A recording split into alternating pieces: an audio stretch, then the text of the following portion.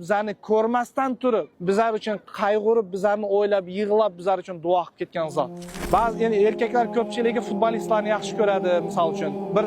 Bir muzikant, misol uchun bir O'zbekistonning bir artisti deylik. Misol, hammani o'zini bir kumiri bo'ladi, bir yaxshi ko'rgan. Lekin shu insonlar bunday olib aytganda, qo'pol aytganda bizlarni tanimaydi ham, to'g'rimi? Bizlar endi fanati bo'lsak, bizlarni ism sharifimizni ham bizlarni tanimaydi ham, bizlar uchun qayg'urmaydi ham. Lekin bu zot payg'ambarimiz bizlarni ko'rmasdan turib, bizlarga dunyoga kelmasimizdan turib, bizlar uchun qayg'urib, bizlarni o'ylab, yig'lab, bizlar uchun duo qilib ketgan zot.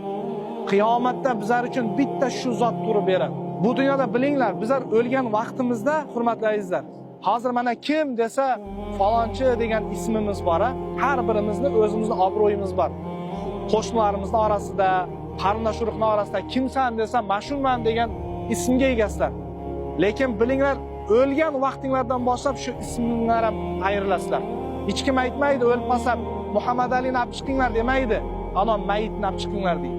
Bo'ldi, o'lding, o'chding degan shetdan boshlab o'lgan vaqtingizda ismingizdan ham ayrilasiz. U mayli, u eri mayli.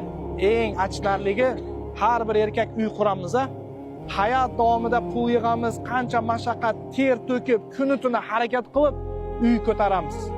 Ha? O'lganingizda shu uyingizga bir kun sig'dirmaydi sizlarni.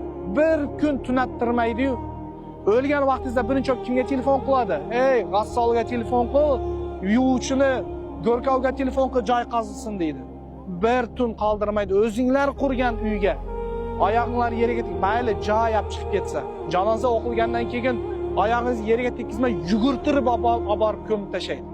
Ko'mayotgan vaqtda shu bu dunyoda siz birov uchun vaqtingizni atab, namozingizni qazo qilib qo'y, uyat bo'ladi deb turib, Xudoingiz uchun, boshqa uchun vaqtingizni sarflagan odamlar qabringizni oldida turib, sal narida turib sigaret chekib hangamoq turgan bo'ladi. Nomiga keladi, ketadi. Qaysi biri aytadi, "Ey, shu Xudomiydi, men uchun shomini vaqtini o'tkazib, Xutonni vaqtini o'tkazib, yoki farzandingiz qaysi biri keladi? Ey, shu otam men uchun hayotda shuncha namozini qoldirdi, men uchun jonini tikdi. Men qabrga kirib bir kun yonida yotib chiqaychi deb kimniki kiryapti?"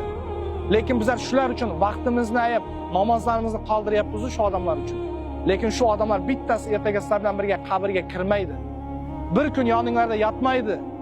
Har birimiz o'zimiz uchun o'zimiz javob beramiz. Agar deydi inson bilgandaydi bu dunyoda insonlar qanchalikda tez sizni unutib yuborishini bilganinglarda edi, odamlar uchun hech narsa qilmagan bo'lardinglar.